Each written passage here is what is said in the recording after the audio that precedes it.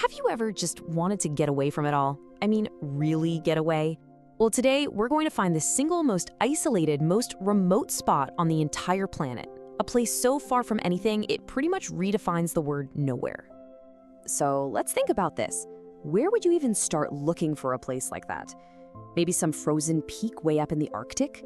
Or a scorching, empty patch of desert nobody's ever bothered with? Well, the answer, as it turns out, isn't on land at all. Nope.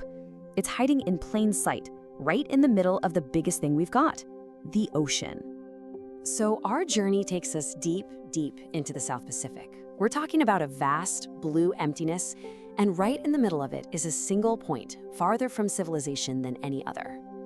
And this place actually has a name, Point Nemo. The official fancy title is the Oceanic Pole of Inaccessibility. But here's the thing, don't go looking for an island or a buoy. Point Nemo isn't a place you can stand on. It's a completely imaginary point in the water, a coordinate that was first calculated back in 1992 by a survey engineer named Hrolve Lukatella. So just how inaccessible are we talking about here? Well, the closest pieces of land are Ducie Island, Motu Nui, which is near Easter Island, and Mahar Island way down by Antarctica. And each one of them is a staggering 2,688 kilometers away. To give you some perspective, that's like driving from New York City all the way to Dallas, Texas, but doing it across nothing but open ocean. Okay, get ready for this, because this fact is absolutely wild. If you were just floating there at Point Nemo, your closest human neighbors wouldn't be on a boat or on some distant shore. When the International Space Station happens to pass overhead, the astronauts inside, just 400 kilometers up, are literally closer to you than anyone else on Earth. Let that sink in. The closest people to you would actually be in outer space. All right, so we've established that it is the definition of the middle of nowhere. But what would you actually find if you sailed to those exact coordinates? What is physically there? On the surface, it's just an empty patch of ocean. But this lonely little spot has a secret. It's got a second life, a purpose that connects it directly to the stars. Yup, welcome to the spacecraft graveyard. Because it's so incredibly remote, it's the safest place on the entire planet to intentionally crash old satellites and spaceships. Space agencies aim for Point Nemo to make absolutely sure their falling debris doesn't land on anyone's head. It is a carefully chosen, watery grave for our biggest and best technology. And the scale of this is just incredible. We're talking more than 260 pieces of space junk that have been put to rest down there. This includes some really famous stuff, like Russia's entire Mir space station and even pieces of NASA's Skylab.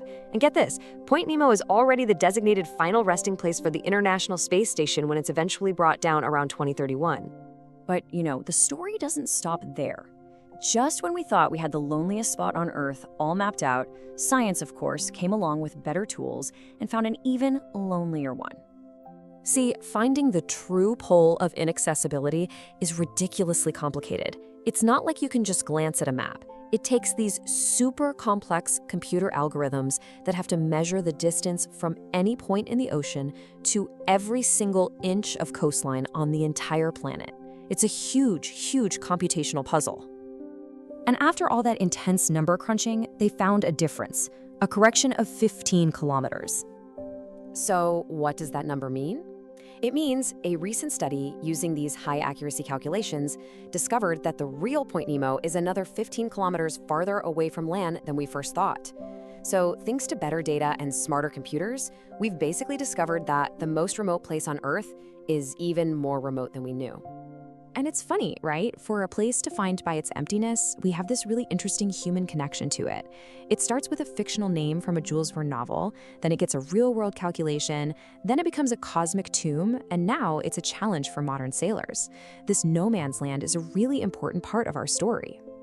And the isolation here isn't just about distance, it's biological too. Point Nemo is stuck in the middle of a huge rotating ocean current called the South Pacific Gyre. And this gyre basically acts like a giant wall, blocking nutrient-rich water from getting in. No nutrients, no life. So it's not just far from people, it's one of the least lively places in the entire ocean. Which brings us perfectly back to its name. Nemo wasn't just a cool reference to Captain Nemo. In Latin, the word Nemo literally means no one. It's kind of the perfect name for a place that is, by its very definition, the farthest you can get from everyone and almost everything. So, Point Nemo. It's this place of incredible emptiness that we, as humans, have managed to fill with all this meaning. A landmark, a challenge, and a graveyard for the very tools we use to leave our planet. It really makes you wonder, as we keep pushing farther out into space, what other secrets, what other purposes will the loneliest place on Earth hold for our future?